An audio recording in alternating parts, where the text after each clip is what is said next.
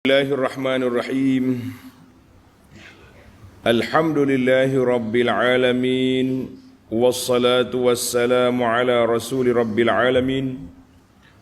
Nabiyyina wa habibina wa qudwatina Muhammad ibn Abdullah wa ala alihi wa sahbihi wa man sar ala nahdihi wa ihtada bihadihi wa istanna bisunnatihi ila yaumiddin. Amma ba'du. Muslimin dan muslimat, para pelajar, para pencinta ilmu, pencinta Al-Quran dan sunnah Nabi sallallahu alaihi wasallam. Assalamualaikum warahmatullahi wabarakatuh. Alhamdulillah, pada pagi ini 20 Sya'ban 1444 bersamaan dengan 13/3/23. Kita dapat meneruskan pengajian kita dalam tafsir Surah Nuh. Surah Nuh, surah yang ke-71, juzuk yang ke-29. Ayat yang kita akan baca bermula ayat 21 sehingga ayat 25. Ayat 21 sampai ayat 25. Allah SWT cerita pengaduan Nabi Nuh alaihissalam tentang kaumnya yang kerah kepala. Lagi dakwah, lagi lawan. Kemudian di antara amalan mereka, syirik yang mereka buat, iaitulah menyembah patung-patung yang asalnya patung itu patung orang soleh. Orang soleh di zaman mereka, dia buat patung, akhirnya jadi sembah. Ini dipanggil bahayanya bermain dengan patung-patung ni, gambar-gambar ni. Mula-mula ambil motivasi, inspirasi dulu. Lepas tu jadi basi, jadi syirik. Na'udzubillah. Dengar cerita syirik. Yang ketiga, Allah nyatakan bahawa mereka dihukum tenggelam dalam laut, dalam sungai pada atas dunia dan dimasukkan ke dalam neraka. Sama ada dalam kubur dia, lubang neraka, ataupun neraka nanti di akhirat. Itu ayat yang kita akan baca pada kali ini. Tengok muka surat bagi pelajar yang ada pimpinan, muka surat 1297. A'udzu billahis samii'il 'aliim minasy syaithaanir rajiim. قال نوح رب إنهم عصوني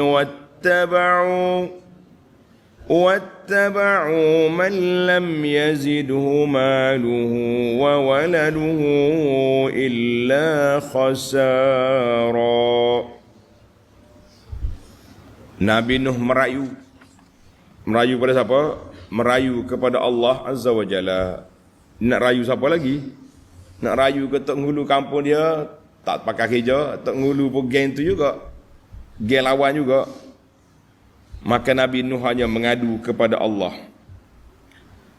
Nabi Nuh alaihissalam, setelah dia menyeru kaumnya, ini dipanggil munasabatul ayah.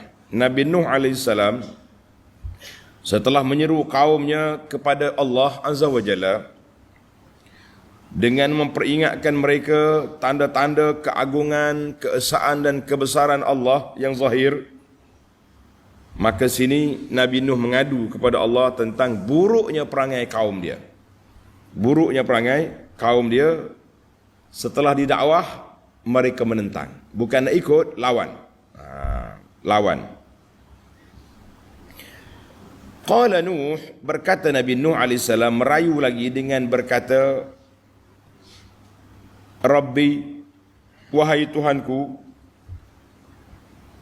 innahum asawni, sesungguhnya mereka telah menderhaka kepadaku. Mereka khalafu ma amartuhum, menyalahi, lawan apa yang aku suruh. Apa yang aku dakwah dia tak ikut. Falam yattabi'uni 'alal haqqi, mereka tak ikut kebenaran yang aku bawa. Ayat ini dihurai oleh Allah, tanda pelajar. Dalam surah Al-Qamar ayat 9 Dengan ayat 10 Allah kata apa? Kazzabat qablahum qaum Nuh. Sebelum daripada umat-umat ni, umat Nabi Nuh dulu. Sebab Nuh ni awal Rasul. Fakazzabu abdana wa qalu majnun wazdujir. Mereka mendusta hamba kami Nuh. Dia kata Nabi Nuh tu gila. Macam-macam dia kata ke Nuh. Maka Nabi Nuh pun berdoa. Fada'a rabbahu anni maghlubun fantasir. Ya Allah, ya Tuhanku, aku ni dikalahkan oleh kaum aku ni. Tolonglah aku.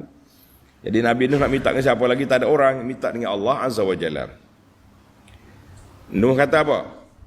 وَاتَّبَعُوا مَنْ لَمْ يَزِدْهُ مَالُهُ وَوَلَدُهُ إِلَّا خَسَارًا.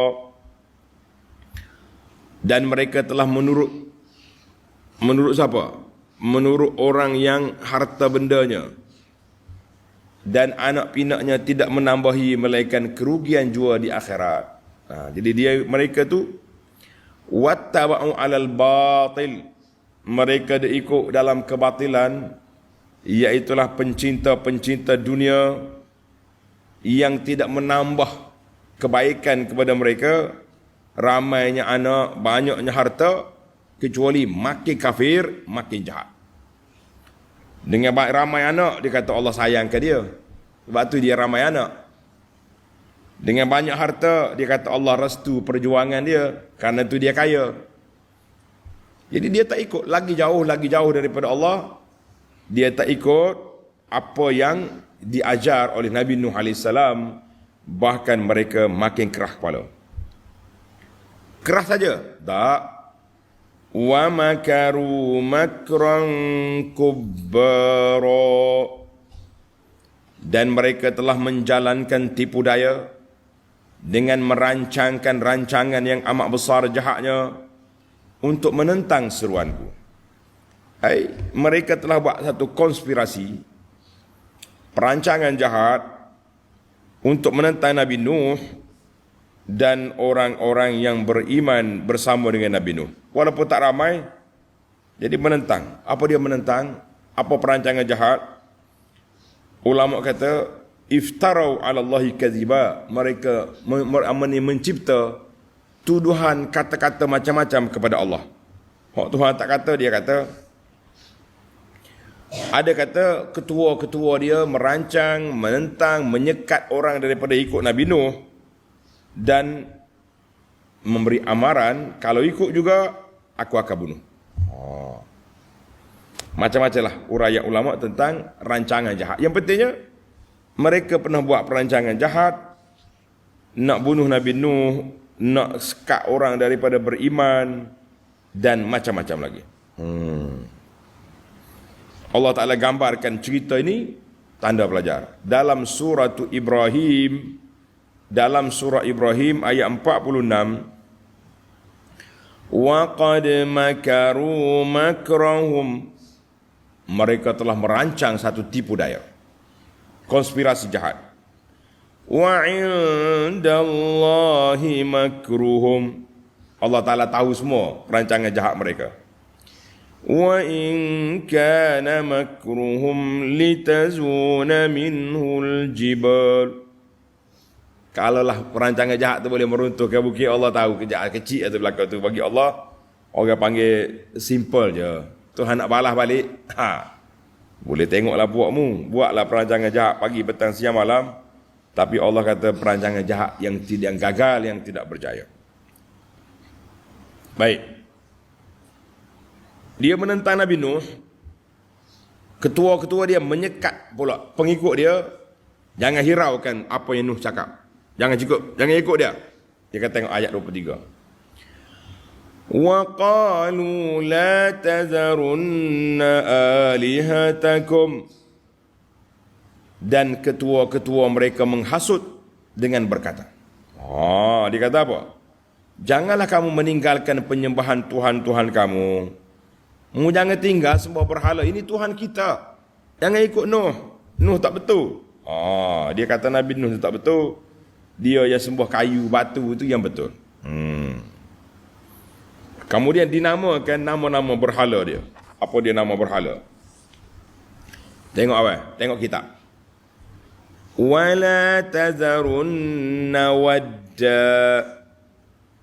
Dan janganlah kamu meninggalkan penyembahan Tuhan kamu, khasnya penyembahan Wad. Wadda itu nama berhala. Boleh? Wadda nama berhala. Wala suwa'a. Suwa' nama berhala. Wala yaghusa. Yaghus. Wa ya'uqa. Wa nasra. 5 ni nama berhala. Tengok bawah. Suwa', Yaghus, Ya'uq, Nasra ialah nama-nama berhala besar yang disembah oleh mereka. Asalnya siapa? Tulis baca. Asalnya orang soleh. Mana riwayat kata orang soleh? Ambil mana awak ni? Dengar ni. Qala Ata ni mufti Mekah. Ani bin Abbas radhiyallahu anhuma. Ibnu Abbas kata, "Saratil awsanu allati kanat fi qaumi Nuh fil Arabi ba'd." Mana asalnya berhala-berhala ni duduk di Nuh, tempat Nabi Nuh tu. Dia buat berhala-berhala. Amma Waddun, nama berhala Waddun. Orang Arab ambil. Buat balik ke nama dia disembah oleh Bani Kalb. Bani Kalb di tempat nama dia Daumatul Jandal. Masih ada lagi sekarang tempat ni. Suwa' disembah oleh Huzail. Yaghus disembah oleh Murad, nama kabilah. Kemudian Bani Ghutaif di Jauf. Sekarang ni Jauf masuk dalam Arab Saudi. Dekat dengan Sabak, tentera Sabak. Ya'uq disembah oleh Hamdan dengan ha, bukan Hamdan, ha, Hamdan. Nyanyi ni Haji Hamdan jangan tulis dengan ha, tulis dengan ha, Hamdan. Kalau ha jadi puak ni. Nasrun disembah oleh Himyar, bapa Yaman. Li ali zi al-kala'. Ibnu Abbas kata apa? Asma'un, ni 5 nama ni rijal salihin min qaum Nuh. Nama orang saleh dari kaum Nuh. Asal dia.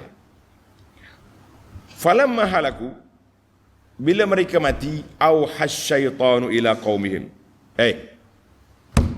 Syaitan mari, bang. Awak sayang ke tak ke guru awak? Sayang. Habis, macam mana kalau sayang? Buat patung. Dia pun buat patung Wad, Suwa' buat patung.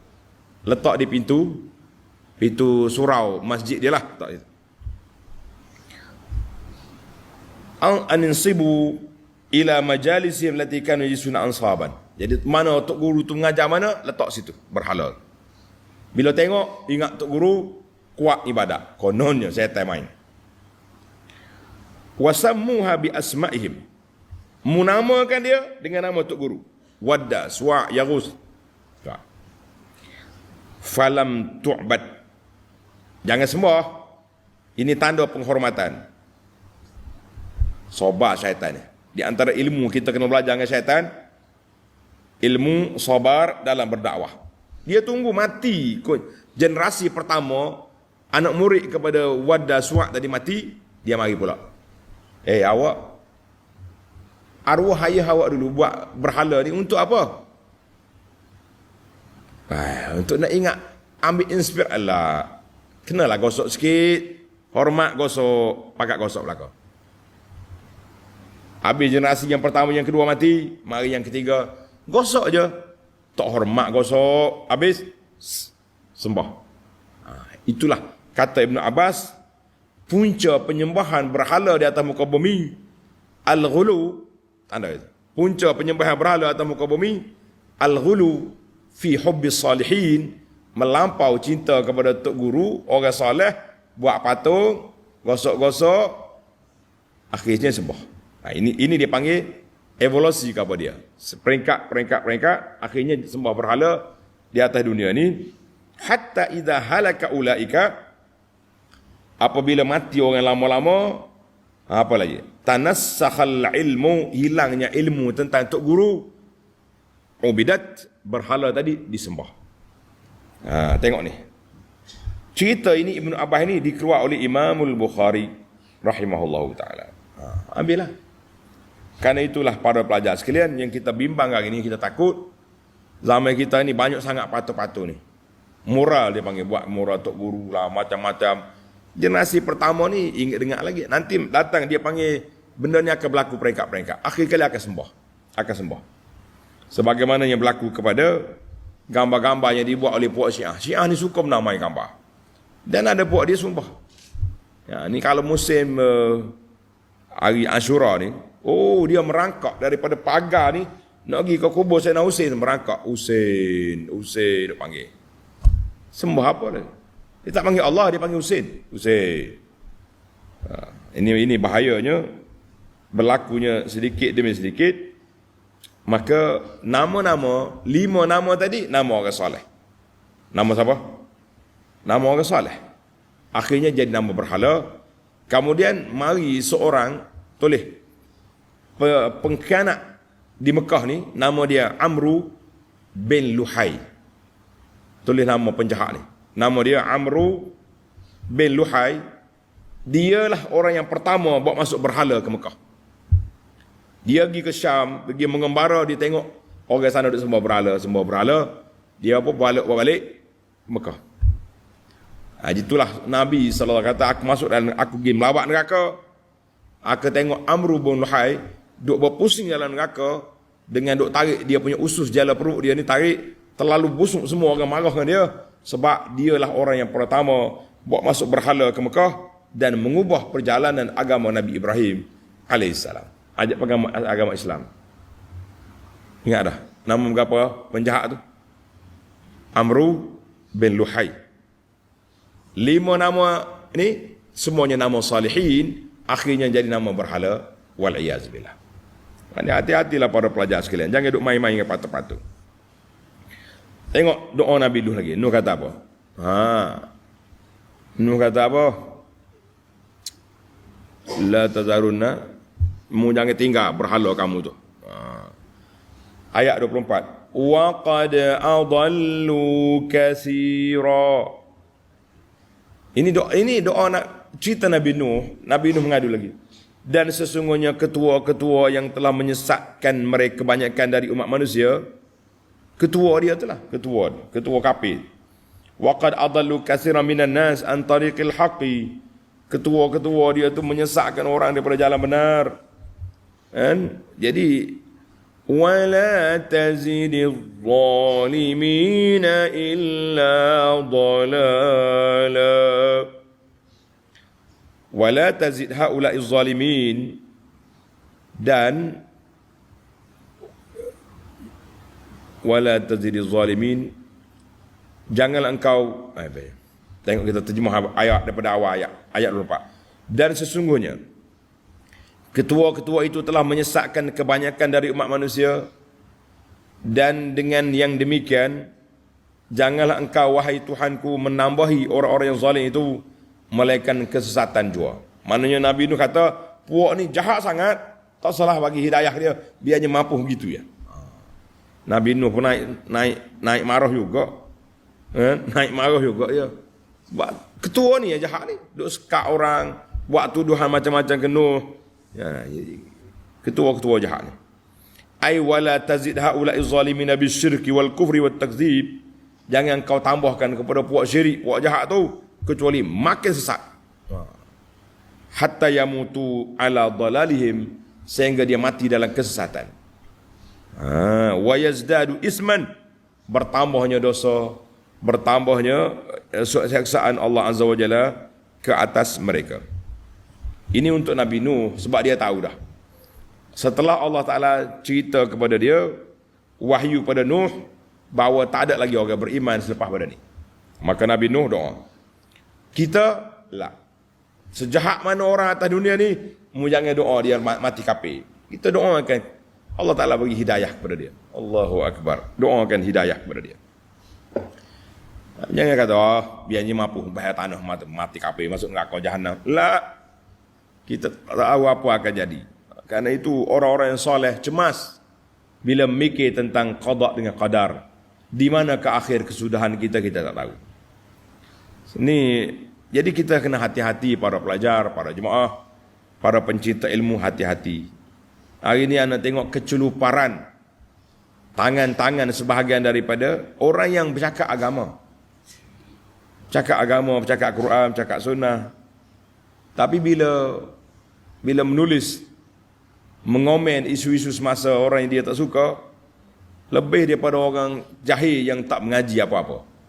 Ini bahaya. Ingat balik, ingat perkataan kita, perbuatan kita akan dimuhasabahkan oleh Allah Azza wa Jalla. Yang pertama. Yang kedua, apa yang kita kata ke orang, dia je lagi macam peluru getah. Kita tembak, terpantul atas kepala kita sendiri. Wal'iyazbillah. Perhati tengoklah di atas dunia hari ini. Orang yang dulu bercakap boros, kata orang tu, kata orang ni, akhir duduk di mana dia? Sekarang ni, mereka berpeluk-pelukan dengan orang yang dia kutuk dulu, orang yang dia kata dulu. Itulah dunia. Kuat sangat mengata orang, akhirnya sampailah ke kita. Sekarang ni kita tak usah sibuk dengan orang, kita sibuk diri kita. Banyakkan doa, Allahumma inni a'udzubika minal hawri ba'dal kaur. Ya Allah, tetapkan aku di atas iman, di atas Islam, di atas sunnah. Jangan duduk main-main. Kita tak tahu apakah akhir kesudahan kita. Sebagaimananya Allah Ta'ala akhiri. Ramai di kalangan orang-orang yang zalim, dengan kezalim, mati atas kezaliman. Dan ada di kalangan orang yang menentang Islam, mati di atas Islam. Alhamdulillah. Saya selalu buat contoh yang mudah supaya kita tak lupa. Contohnya Abu Sufyan, lawan Nabi 20 tahun. Akhirnya, jadi bapa kepada beberapa orang khalifah Islam di zaman Al-Amawi. Allahu Akbar. Baik. Nabi Nuh doa dengan wahyu daripada Allah Azza wa Jalla. Dia tahu dah orang ni tak akan beriman. Nabi Nuh doa minta tambah lagi. Lagi jahat, lagi azab. Maka Allah Ta'ala respon kepada Nuh. Tuhan kata apa? Tengok ayat 25. Mimma khati'atihim ughriqu. Disebabkan dosa-dosa dan kesalahan mereka. Disebabkan dosa-dosa dan kesalahan mereka, ughriqu, mereka ditenggelamkan dengan taufan, bah besar, banjir besar yang telah Allah Ta'ala timpakan ke atas mereka, mati habis, tak ada tinggal walaupun seorang. Ai bisababi zunubihim, dengan sebab dosa mereka, maksiat mereka, kerah kepala mereka, maka Allah Ta'ala tenggelamkan mereka. Fa'udkhilu nara. Dan fa, tengok dia, kita akan bahas tentang kalimah fa. Fa'udkhilu nara. Kemudian dimasukkan ke dalam neraka. Di manakah neraka ini? Di manakah neraka ini? Tengok perbahasan ulama nanti. Falam yajidu lahum min dunillahi ansara. Maka mereka masing-masing tidak akan beroleh sebarang penolong yang dapat memberikan pertolongan selain dari Allah. Apa kesenarai dosa yang dibuat? Tanda pelajar. Dalam tafsir Ibnu Ashur, dia mengatakan khati'atihim jam'u al-khati'at. Maksudnya kesalahan yang dia buat, yang pertama sekali, yang paling dahsyat, syirik. Tulis itu, syirik. Dua, takzibur rasul, mendustakan Nabi Nuh. Tiga, azahu, menyakiti Nuh. Khianat. Takzib dengan mulut, khianat pula, macam-macam. Yang keempat, wa'azal mu'minin, menyakiti orang mukmin bersama dengan Nabi Nuh. Lima, as-sukhriyah, perli, main-main. Orang kata nganyi, nganyi itu makna perli, perli, memperlekehkan. Nuh ni gila ke apa? Dia buat bahtera atas bukit.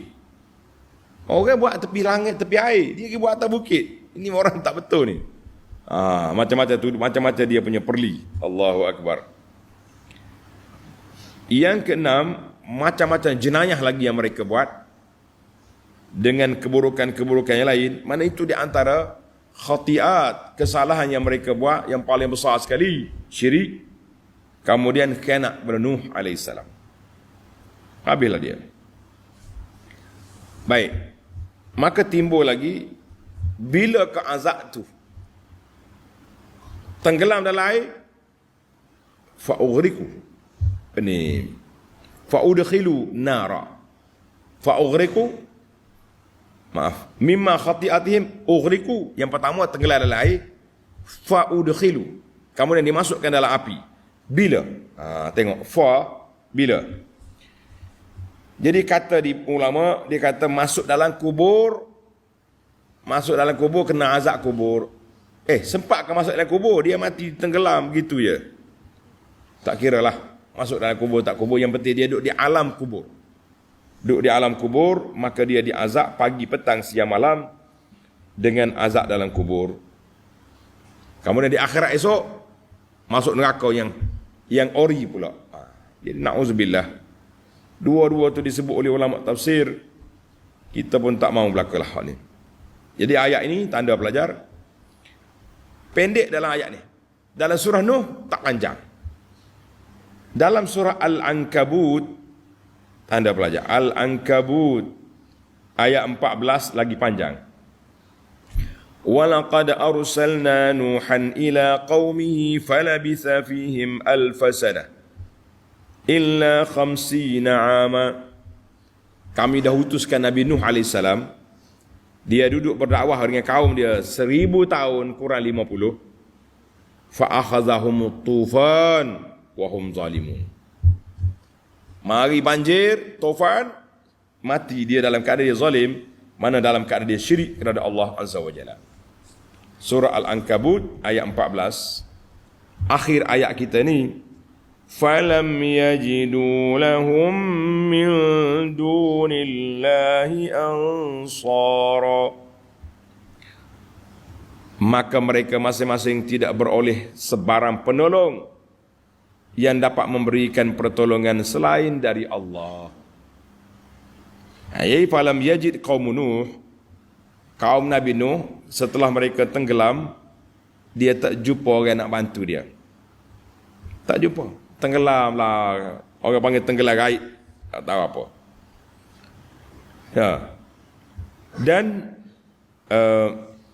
wa udkhilu naran, dimasukkan ke dalam neraka.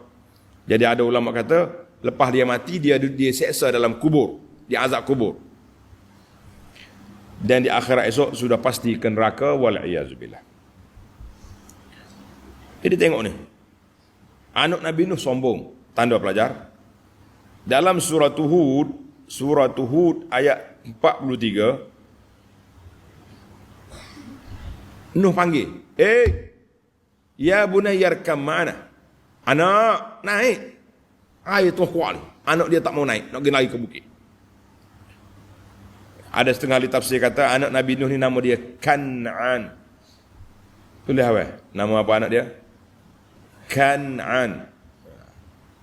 Tak adalah Nabi sebut, tapi ada riwayat gitu. Kan'an. Dia kata apa? Qala sa'awi ila jabalin ya'simuni minal ma'. Ayah, pergilah. Saya naik atas bukit, tak ada air.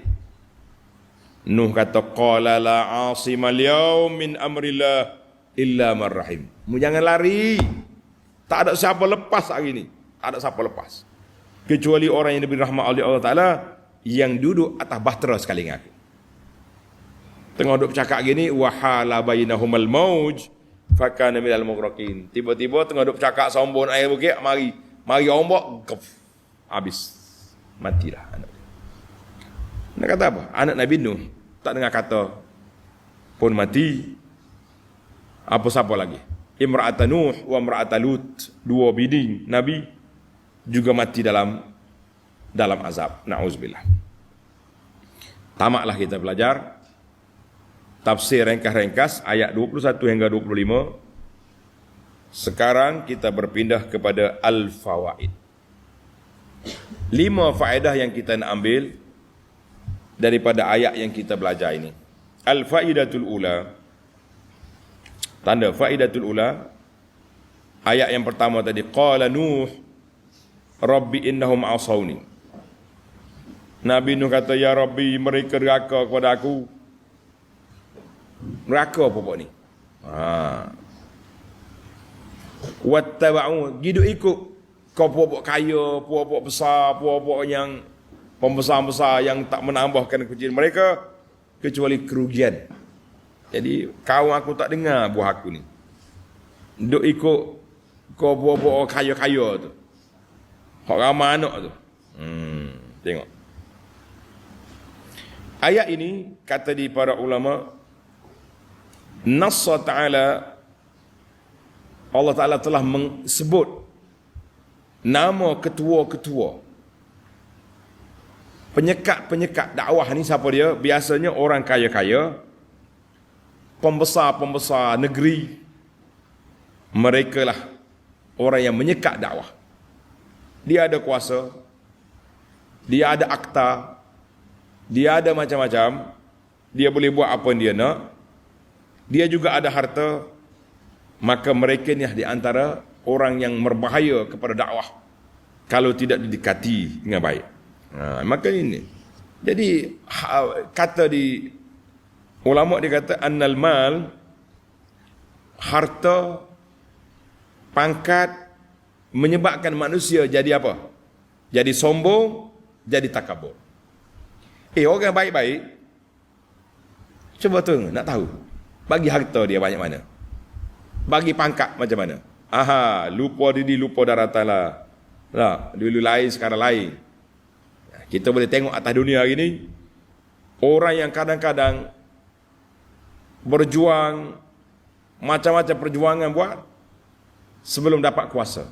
Bila dapat kuasa, lupa kepada prinsip, lupa kepada perjuangan yang bertahun-tahun yang kita laungkan, lupa habis. Sekarang ni zaman aku berkuasa, kita sudah jadi manusia yang bertakabur, bercakap bersombong, lupa kawan, lupa daratan. Na'uzubillah. Ini tengok ni. Allah kata apa? Cerita Nabi Nuh kata, yang menyekat dakwah aku ni penguasa-penguasa ni. Si kaya-kaya ni, hak ramai anak ni. Tak salah ramai anak. Cuma nak gambaran kepada anak dengan harta tu, maknanya orang kaya lah. Gitu keadaan. Maka ayat ini hujah kepada ke atas golongan yang berpegang dengan lain daripada Allah Azza wa Jalla. Jadi kita kalau tak tawakal pada Allah, kita tawakal pada makhluk. Tawakal kepada harta, tawakal pada pangkat, kita akan kecewa. Bertawakallah kepada Allah Azza wa Jalla. Banyak benda yang kita belajar di atas dunia ni, kalau kita terlalu bergantung dengan manusia, kita akan kecewa.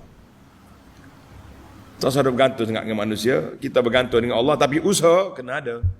Dia kata aku tak percaya dunia berlaku tu, dunia berlaku tu. Tak masak nasi, tak makan lah kita. Tunggu nasi mari sendiri. Walaupun zaman kita ni macam-macam periuk ada. Dia panggil orang dapur kita sekarang ni macam-macam. Hak terbaru ni nampak muslimat suka sangat ni. Kalau ada suami-suami hak sayang ke bini tu, pergi beli, nama dia juru dapur baru. Nama dia apa dia ni? Apa nama orang muslimat Termomek apa benda? Boleh hak tu kak. Sengih suka muslimat. Dia boleh hajar letak barang-barang itu. Masuk nasi kejap makan. Dua je. Kalau tidak, kalau tak ada ni, nasi bungkuslah jawab dia. Allahu Akbar. Yang penting manusia ni, Allah Ta'ala uji dia dengan macam-macam. Ujian berat, ujian kesenangan. Orang yang kita kenal, berkawan, kita percaya dengan dia, berprinsip, tapi bila dapat jawatan, kawan yang dipijak, yang pertama sekali dipijak kawan. Kawan sudah jadi lawan, sebab keangkuhan, kesombongan, takabur telah masuk dalam jiwa. Ini perkara yang cukup berbahaya. Allahu Akbar. Baik. Yang kedua, al-faidatus tsaniyah, faedah yang kedua, ayat 23, wa qalu la tazarunna alihatakum. Mu jangan tinggal Tuhan kamu ni. Berapa nama tadi? Waddan, Suwa', Yaghus, Ya'uq wa Nasra. Kata Ibn Abbas, haula'i kanu qauman salihin. Tu semua tu orang soleh belaka tu. Orang soleh. Apa jadi? Falamma matu, apabila mereka mati, pakak hidup tunggu kubur dia. Summa sawwaru, kemudian mereka buat patung. Summa tala alaihimul amadu fa'abaduha. Lama masa, generasi yang baik kemudian tak tahu cerita, sembah. Tengok. Zakar al-Bukhari, Imam Bukhari bawa cerita ni dalam sahih dia daripada Ibnu Abbas. Ibnu Jarir ini Tabari dalam tafsir dia juga menyebut cerita yang sama. Dan ramai lagi di kalangan ulama salaf mengatakan bahawa min usulis syirki billah. Tanda ni pelajar. Ini bahaya. Di antara punca besar berlakunya syirik pada Allah Taala taduna ittikhazul quburi masajid, menjadikan kubur-kubur sebagai tempat ibadat. Hari ini bibit-bibit ni nampak muncul. Ni ramai dah ni.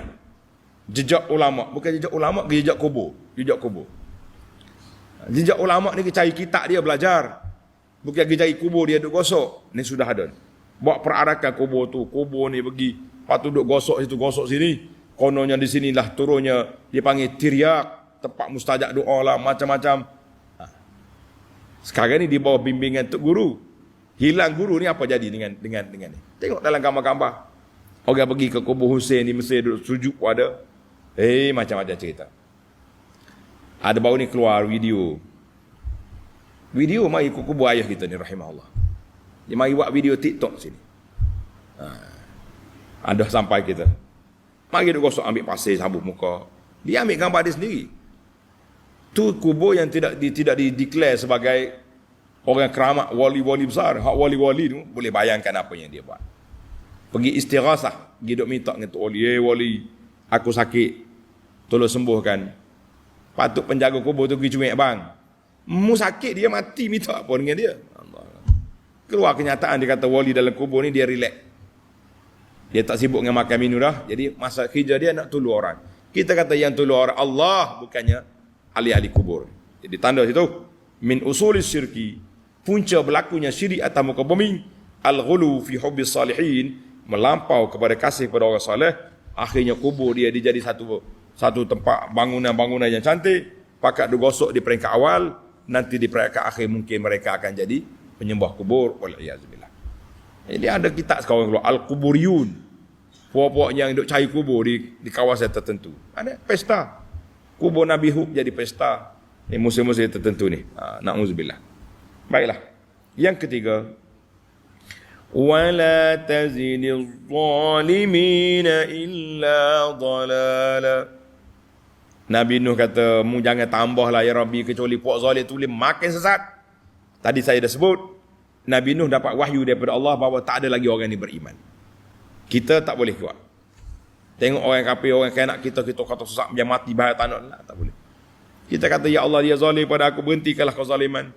Kamu jatuhlah hukuman yang sepantimpak pada dia. Jangan kita kata biar binasa dia ni, mati terjelai lidah, mati su'ul khatimah. Itu bukan bahasa kita. Nabi tak ajar kita doa laknat kepada orang. Tetapi kalau orang tu memang mal'un, kita doa laknat ke atas perbuatan. Bukan atas orang, atas body tidak. Tentulah dalam kitab Syekh Daud Tani tu, dalam kitab Tatimmatul Musalli, dia sebut ada kalanya kita ni duk baca ayat Quran Allah Ta'ala akan jatuhkan hukuman kepada orang zalim tu. Jadi kadang-kadang orang tu duk laknat dia sendiri. Dia baca ayat Quran zalim, Allah laknat orang zalim, dia duk laknat diri dia sendiri sebab dia zalim. Jadi mu jangan buat zalim kalau tak mau laknat diri sendiri, kalau tidak mau dilaknat oleh Allah Azza wa Jalla. Maka ayat ini ulama tadabbur kata ayat ini menolak pahaman Mu'tazilah dengan Qadariyah yang mengingkari hidayah dan sesat itu daripada takdir Allah Azza wa Jalla. Semua benda itu Allah Ta'ala yang tentukan. Jadi Nabi kalau tidak takkan Nabi Nuh doa wala tazidiz zalimin illa dhalala. Mu jangan jadi ke puak zalim itu makin sesat. Sebab Nabi ni suruh Allah tersesatkan dia. Jadi di sini kata di para ulama, ini menunjukkan bahawa semua hidayah pun daripada Allah, yang sesat pun ditetapkan oleh Allah Azza wa Jalla. Kerja kitanya minta hidayah. Jauhkan daripada sesat. Jangan minta. Jadi itu menunjuk, itu nak menolak pahaman Mu'tazilah yang mengatakan bahawa yang buruk-buruk itu manusia sendiri buat, bukan daripada Allah. Kita kata semua daripada Allah. Tapi tak bolehlah kita nak apa? Nak sandarkan keburukan itu kepada Allah Azza wa Jalla, tidak. Adab. Kerana itu penceramah diajar kata-kata apa? Yang baik itu daripada Allah, yang buruk dari saya. Itu adab. Yang keempat, mimma khati'atihim ughriqu fa'udkhil. Dengan sebab kesalahan dia, syirik, jahat, konspirasi tadi, mereka ditenggelam dalam air, fa'udkhilu nara. Kemudian dimasuk dalam api. Jadi kata ulama ahli sunnah, ustudilla bihi ala isbati azabil qabri. Ayat ini nak isbat azab kubur. Isbat azab kubur. Dari dua dimensi. Yang pertama, fa dalam permohonan fa'udkhilu, maka dimasukkan. Tadullu ala annahu hasalat tilkal halah. Mana lepas pada dia banjir, dia mati, terus masuk kena azab kubur. Takkan nak tunggu akhirat. Sebab fa tu litaqib. Fa litaqib, mana selepas ini. Gitu jadi tertib. Yang kedua, annahu fa'udkhilu ala sabilil ikhbar. Allah kata mereka ditenggelam, mereka diazab.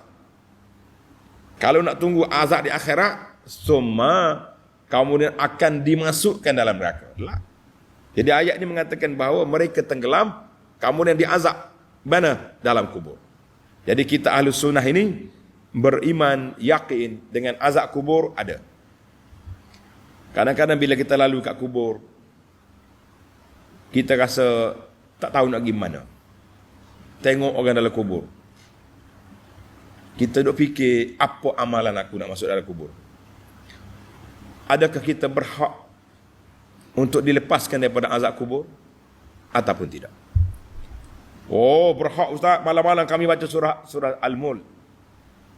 Surah Al-Mulk tu dibaca, bukan baca gitu je. Dia ada SOP dia, kena faham apa yang terkandung dalam surah Al-Mulk. Kenapa kita baca setiap malam surah Al-Mulk, macam kita surah Al-Fatihah? Kenapa baca Fatihah dalam salat? Ada maksud dia. Jadi kita duk bangga, aku baca Al-Mulk dah, beres dah, tak ada azab kubur lah. Kita jangan mudah-mudah nak menetapkan satu hukum kita sendiri buat, jangan. Jadi kita berfikir. Sebab itulah Nabi suruh kita ziarah kubur untuk apa? Ziarah kubur untuk apa? Yang pertama, kita nak insafkan diri kita. Fa innaha tuzakkirul akhirah. Karena ziarah kubur itu mengingatkan kita kepada mati. Satu. Wa tuzahidu fid dunya, menyebabkan kita tidak rakus, tak tamak pada dunia. Dunia banyak mana pun masuk dalam ini juga. Itu. Tapi sekarang ini dah jadi masalah, jadi satu fenomena.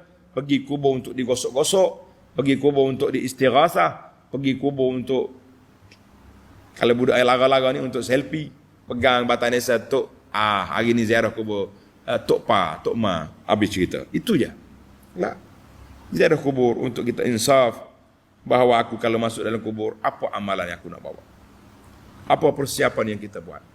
Biar kita rasa runtuh keegoan kita, hancur kita punya ketamakan.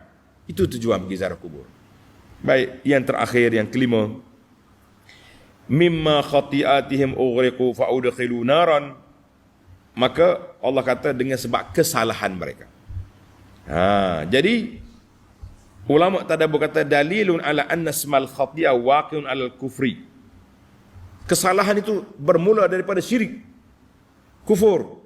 Kemudian ikut dengan dosa-dosa lain, semua perkara yang menyalahi sunnah, yang menyalahi ajaran Allah, menyalahi Rasulullah SAW, maka nama dia khati'ah, nama dia kesalahan. Tak kiralah. Kecil besar salah itu berbeza-beza. Sebagaimana hadis, Nabi SAW mengatakan, al-imanu bid'un wa sittun, au bid'un wa sab'un. Iman itu ada 70 lebih ataupun 60 lebih tingkatan. Yang paling tinggi sekali mengucap 2 kalimah syahadat, yang paling kurang yang apa dia?